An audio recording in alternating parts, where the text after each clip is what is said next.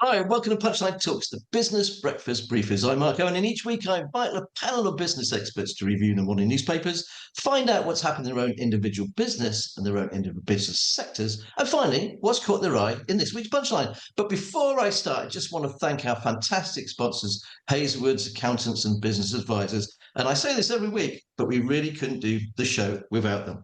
Okay, let's meet the panel. Today we've got Moreton Cullimore. He's the MD of Cullimore Group of companies and managing partner of Cullimore Farms. They employ over 100 people with turnover around 15 million, and he's also the chair of the Road Haulage Association. So we'll find out the big issues that are affecting his business, obviously, and the haulage industry as a whole. We got Louise Packwood. She's the owner and founder of Cotswold Sewing School based in Twigworth Court Business Park. The company provides courses suitable for everyone and who wants to change their career or hobby or home improvement, skill developments, and we'll find out all about her business and how it's going as well. And finally, we have Marina, Roos, MD of 888 Containers Limited, is a leading supplier of new shipping containers for storage, industrial and farm users.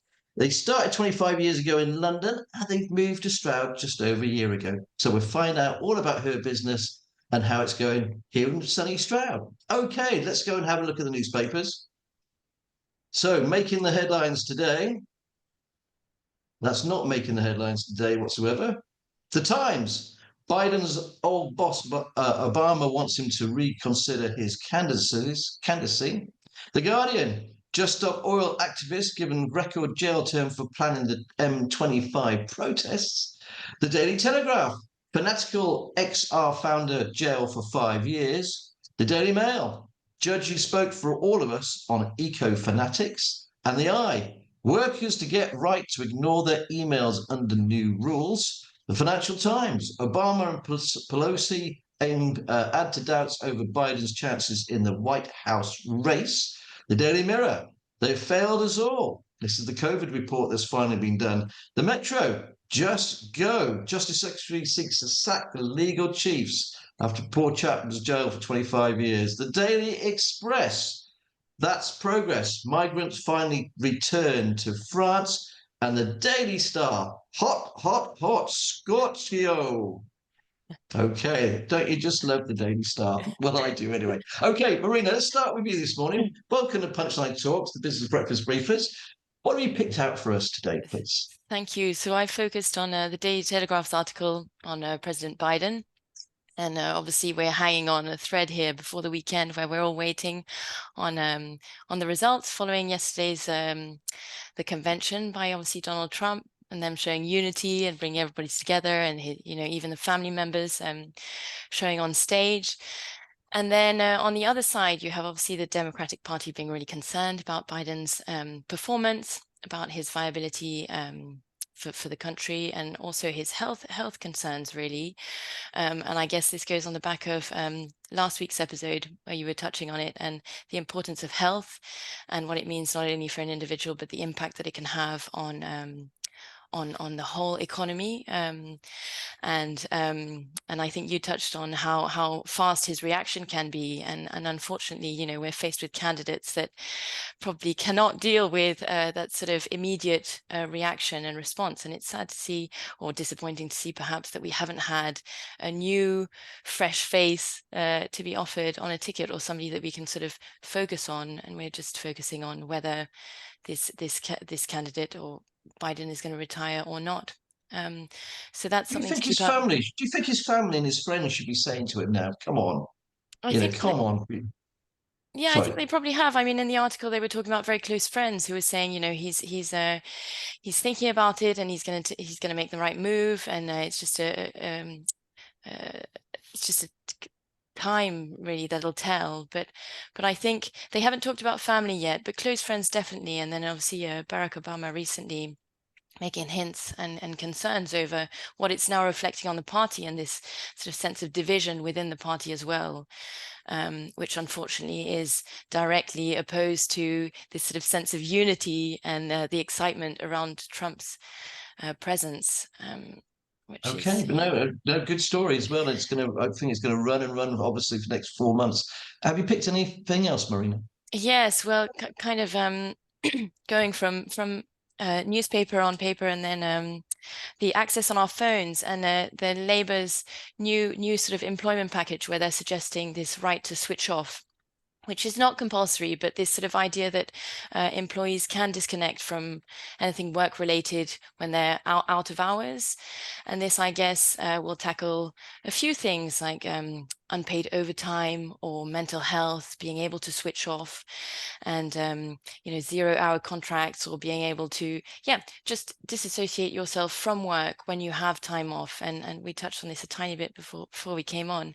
And for me, as a small team, it's only 2 of us in the office, and actually my colleague has only started just under 2 months ago, but having this sense of being able to disconnect from work, and where that line is really, and I know it's a very sensitive subject when it is your business and you're very much and you have a 24-hour business. I mean, I deal with shipping containers, and shipping containers can move on trucks at any time of the day. They're collected from depots and they move nationwide, and you will have problems inevitably that happen. And this, you can't assume that you can just switch off and nothing will happen that's bad. But having the option to not look at, turn your notifications off on your phone and not be there the whole time, instead of this culture that we're developing that is, we're constantly on our phones, whether it's for personal reasons on social media, but also work. And you'll get that ping WhatsApp message that comes through, and you feel the need, especially when you're in charge of your own business, to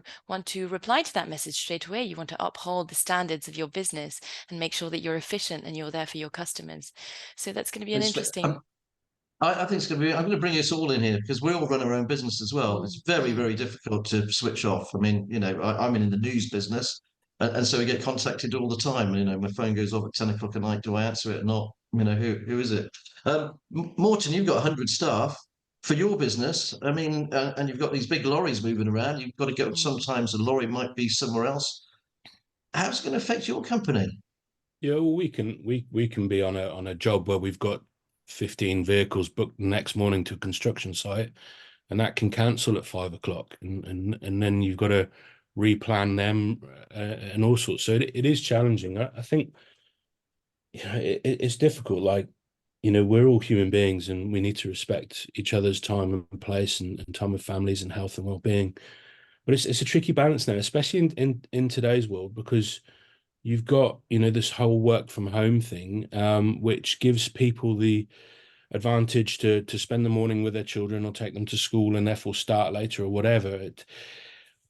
For me, the trickiness with this right to switch off, sure, there should be a right to switch off, but it's if we apply this principle with logic and common sense and understanding of each other, then I'm fine with it. If we start to police it like Big Brother, where you just can't contact people at certain times, that kind of then invades this whole movement forward of working from home that we've established. So it's going to be a tricky one, because, like I said, transport industries, we're 24 hours, and sometimes you need to reach out.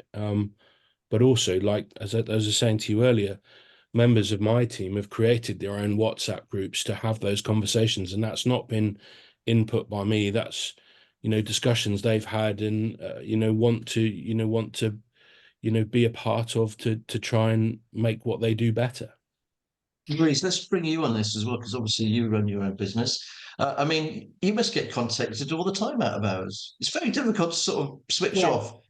All the time. And I suppose when you're running a small business and it is mainly just down to yourself, you don't want to miss opportunities, you don't want to upset people. So I found, especially in the first 3 years, really, that, well, I'm just coming into the end of the third, I couldn't switch off. And if I did put my phone down, I would constantly be wondering and worrying about what email I may have missed, or had I missed a phone call.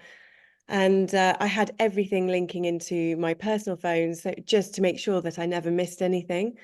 I have learned, but very recently, to start stepping back, because I was never switching off. I was answering emails at 1:45, and it became almost not an addiction, but it just became habit that every single time I checked my phone, I checked my emails or I checked my messages.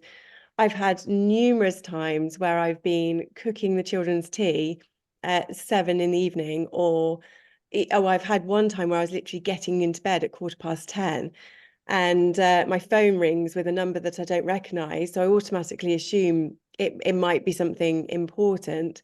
And both times on those occasions, it was just somebody inquiring about courses. And I think in society as general, there is an expectation now for people to be available 24/7. And people want responses immediately. If they thought of a question there and then, they want the answer there and then. So it's finding the balance. I had an example. This was only a few weeks ago. I think it was, I don't know, it must have been near to 8 in the evening. And I thought, no, that's definitely a work call. But my children were actually at their dad's. And sometimes I get a little bit wary because I think, oh no, it could be someone saying something's happened. And the phone rang off, and I thought, because I try and wait till they leave a voicemail. And instead of leaving a voicemail, it started ringing again straight away. And then the same thing happened. And then the third time I thought, okay, this is serious now. And I picked up the phone, and the lady just said, oh, I'm on your website and I want to know this, this, and this. And I said, oh, I'm so sorry. You've actually come through to my personal phone because it's out of hours. Would it be okay for me to call you back at 9 o'clock? And she just put, don't bother, and then put the phone down on me. And I think then that ruins your evening totally, because you are on edge, you feel like you've done something wrong. Whereas obviously on Google, on the website, we clearly document our opening hours. But I think there is an expectation now for people to be available as and when that person needs you. Yeah, and it says a lot about the type of people out there phoning at 10 o'clock at night, letting know anything else. Thanks ever so much, guys. We're going to go back to the newspaper, if that's okay. Morton, what have you picked out from the national papers? So for me, it's it's kind of my world. It's all about the new government's building plans, and obviously mortgage rates and things like that.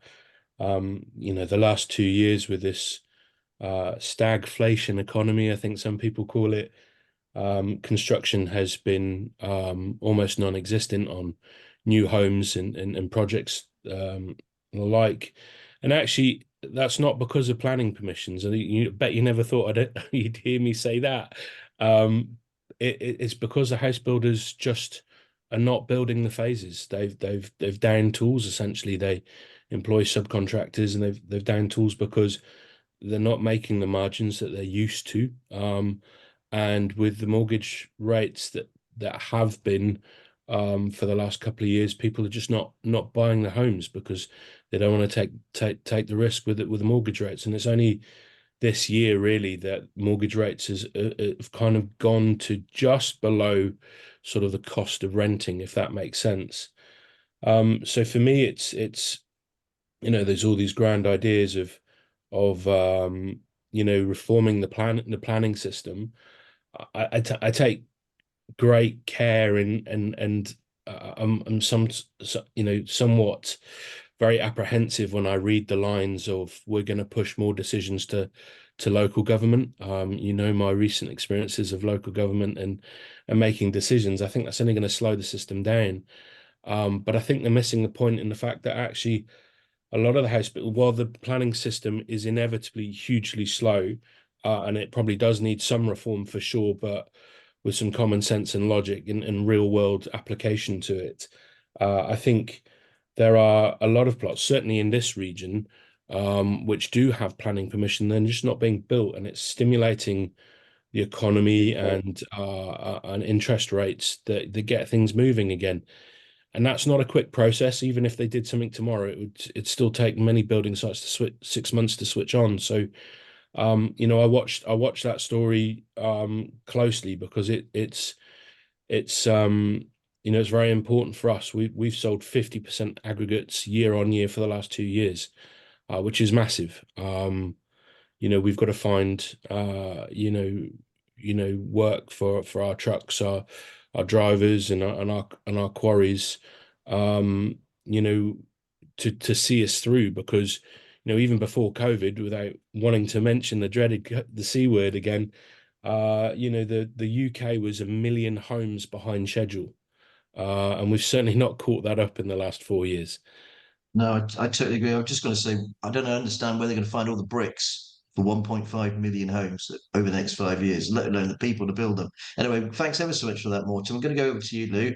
What have you picked out from the papers or the main story that's caught your eye? So it was in the news yesterday, and it's absolutely everywhere in the papers this morning. And it's obviously the conclusion of the COVID inquiry. And the main word used in it was failure. I suppose the thing that really, of course, it's interesting to read, and in hindsight, it's always easy to reflect in hindsight. I suppose my concern from it is the language that's being used by the press. And they're saying, when we have the next pandemic, potentially how things could be different. When rather than if is a little bit concerning. And I suppose it made me reflect on people's experiences. My own personal experience as a small business owner in that time was really tough, really tough. There was nothing available. I know much larger businesses that benefited greatly because they had funding available that they could actually use to expand their businesses for a lower interest than you could ever possibly get from a bank.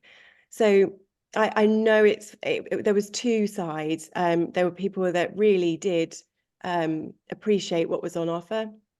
And then I suppose there were the smaller businesses that I feel were the forgotten ones.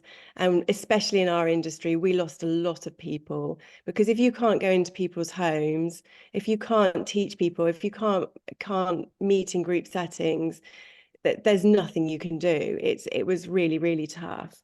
And I did also wonder whether, because of people's feelings, and not only linked with business, but how it affected relationships with relatives, with friends, with family, children socializing, and how much it impacted them with schooling. If we did have another pandemic, as they're suggesting we will, do we think people are going to be so ready to follow the rules? Well, that is a $60 million question, isn't it? Without a shadow of a doubt. Anyway, we won't have time to discuss all that today. So thanks ever so much. We're going to go back over to you, Marina. Let's talk about your business, actually, if it's okay. So let's talk about 888 containers. How long have you been? So it's been going 25 years. You moved to Stroud. Can you give us an overview while I find your website on the site? So exactly as you said, started about 25 years ago. We celebrated our 25 years this year. It was started by my dad, John Ems, who started the business in London. And essentially he had background in shipping and working with big freight lines, shipping lines in Asia. And when he moved to London, he opened this supply of shipping containers. So they're new one trip, as it says on the website. And the idea is that they're manufactured, they're made in China, and they're purposely built to bring in cargo through the high seas up into the UK or their country of destination. They're filled with that cargo. They're emptied of the cargo in the UK, and then they are brought back to depots across the country. So that could be from where we are, would be sort of Southampton, talking about Cardiff, maybe Birmingham, and then they are waiting for their new lease on life. And our main customer, maybe 9% of our customer base, is self-storage, and these are people who are renting or own land, and they put the containers on the ground and then rent them out to people like you and I, who have sofas or things that we can't, too much sewing kit that we don't know where to store. So we'll put them into a shipping container and then pay sort of weekly rentals. As you can see, then you have the option of double stacking, then the planning permission, as you were talking about earlier. But these would be our main customers. And what my dad started about 25 years ago is the option to lease purchase these containers, which was very new at the time. And the idea that for these self-storage operators or for somebody looking to open a site, there are a lot of upfront costs. Obviously, the palisade fencing, making it secure, the security, getting the groundworks ready, and making it look nice for their customers is very expensive. And therefore, to allow this sort of flexibility of cost cost of breaking up this container over 4 or 5 years with a balloon payment at the end, like you would maybe for cars or for other equipment, allows that sort of ease on the cash flow for our customers. And that's something that he sort of revolutionized the business with 25 years ago. The website is relatively new. Obviously, times have changed. It used to be just a sort of landing page for people to land on and just know that you had an online presence. Now you have this importance of SEO and how sort of interactive your website is. So we've been working on that, which has been quite fun, but a big learning curve. And since moving to Stroud, it's been amazing. I mean, people have been walking into the office, which nobody would have done in London. You get lost in a postcode in London, sort of a drop in the water. So I mean, that's it is been amazing. I amazing. travel all over the county, and the proliferation of these storage units and storage thing. And what is nice is actually they're doing the groundworks around it a lot nicer now. It used to be like the video, there were puddles everywhere and things like this, but now you can drive in, and it's a much better feel. Bit like, Big Yellow. The thing about I've got my stuff in Big Yellow actually, which I've just moved it from, and now it's all nice and clean and sparkly and shiny and security. But a lot of these other container companies are doing a really great job. Thanks ever so much, Marina. That's all we've got time for at the moment. Let's go over to you, Morton. Okay, I've got your website as well, so we can bring that up in a second. But I'd really like to talk about the haulage industry before anything else, if that's all right. Yeah. I mean, what's it like out there at the moment? What are the big issues? Again, talking about the economy the last couple of years, there's a lot of worry, there's a lot of stress in our industry that, record numbers year on year, the last 2 years of haulage businesses of all shapes, sizes, from massive ones to small ones are going out of business. They're closing their doors. I think the number was nearly 600 businesses last year, and of course, without the truck, we don't get anything on our shelves or in our houses. Like 98% of all the goods that we enjoy come on a truck in some part of their life. The more sort of day-to-day issues in the industry are the new regulations and standards, such as direct vision standards, which are coming in force very soon in London and the periphery of London. And what normally happens is something happens in London and then it moves out to Bristol, Manchester, Birmingham, and the rest of the country. And as operators, we're having to put these really expensive sort of camera systems and radar systems on vehicles, which are all great. It helps with safety and pedestrians and cyclists, but they're expensive. I think the reasons why it's on our lips so much is that actually the standard isn't formal and no one can tell us at the moment what complies with the regulation and what doesn't. So there's all these companies that are selling these kits, and some are £1,200 and some are £3,000, and we're fitting them because the end date for the regulation to come in is very soon. It's October. And we don't know whether what we're fitting is actually going to be compliant or not, because the strict definitions haven't been issued. So it's a Barking. So how many lorries have you got? Have you costed 1,200 to 3,000 a kit, and you've got 20 fleet of lorries? Does every single lorry have to have one of these? If they're going towards London, but as I said, if it pushes out to other cities or towns, for example, then they will have to have them. So we've got 63 trucks which would be eligible, let's say, at the moment. So yeah, it's a lot of money. The problem is that on vehicles that just work sort of around cities, it's not a problem. But when you've got vehicles like mine that would go into quarries or off-road situations, it's keeping those cameras clean so that they're actually usable. But then obviously technology moves on. How often do our phones change these days? And there's radar systems, which some of us even have on our cars already. And it's how effective those are going to be. And again, are we reliant on these things, and therefore our natural human senses? We just go, oh, well, the thing didn't beep at us. And even our wing mirrors now are becoming TV screens, which can fail and go down. And we all know that all vehicles these days have reliability issues with the technology. So it's not a foolproof system. So again, we're moving through interesting times, but costly times as well. And transport is a very low margin industry. None of us would see more than 3% on anything we do. Wow. Okay. Really, really tough times. So, what about you? What about Moreton Cullimore itself? How are you guys doing? Obviously, with the aggregates and stuff, you touched on it earlier. It's been a tough 2 years. It's new build, new house build construction has been extremely flat. So we've had to diversify, and as you bring up that part of the website, we've created a new fabrication department. So we've got a team of very talented chaps that can literally make anything out of metal, from ornamental gates to fixing, trucks. So they're very talented. They've just made a new water feature in our garden and our offices, actually, which was installed last week. So yeah, we've just had to find new ways of doing things, making concrete blocks, like giant-sized Lego bricks, just to keep ourselves busy and ticking over, and hope the new government provide the stimulus to get new build construction going again, and we can go back to, the things that we've always enjoyed.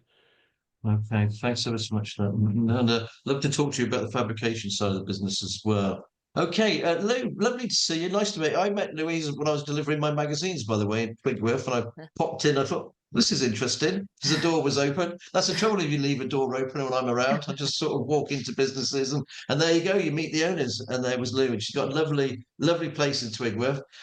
So how long have you been going, Louise? Do you want to explain about your business, please? And I'll bring up your screen as well. Yeah, thank you. Well, I started in soft furnishings. I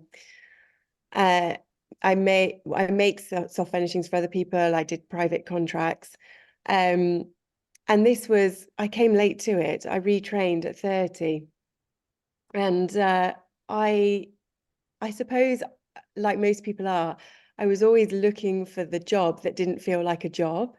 And this brought me so much joy, and I just absolutely love every second. It's almost like mindfulness. I just switch off, put the radio on, and off I go. And there's so few courses out there teaching people to a really high standard how to make professional soft furnishings. And there seems to be a big gap, because in colleges, for instance, you can learn now almost any trade you can imagine, but not soft furnishings. We've almost been missed. And I would say it's quite an aging industry. We've got a lot of incredibly skilled people retiring quicker than we have the same level of skill coming in. And it's also a job that you can work around a family. So for lots of people who had probably quite demanding roles before maybe having children, and that role isn't suitable to go back and manage with a family, you can earn a really good income working around your family and also doing something that is really incredibly rewarding. And I think it's something to do with the creativity. It just does something in your brain. Definitely relaxing. And the cost of everything now has gone up so much that actually the ability to be able to make your own, because so many people are investing in their homes. We've all touched on this. People seem to be moving less if they can because of the costs. And also, again, with COVID, people are spending more time in their homes. A lot of people have got the option to work from home.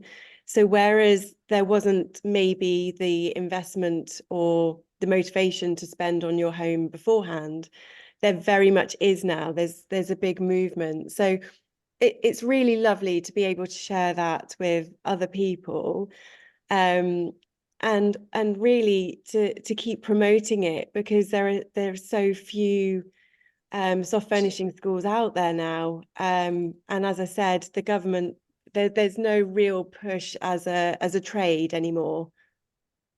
And also, I would imagine a lot of these skills used to be passed down from grandparents down to the mothers and all this, and it's just not done anymore, isn't It's it? being Knitting, lost, and it's not cooking, all sorts of.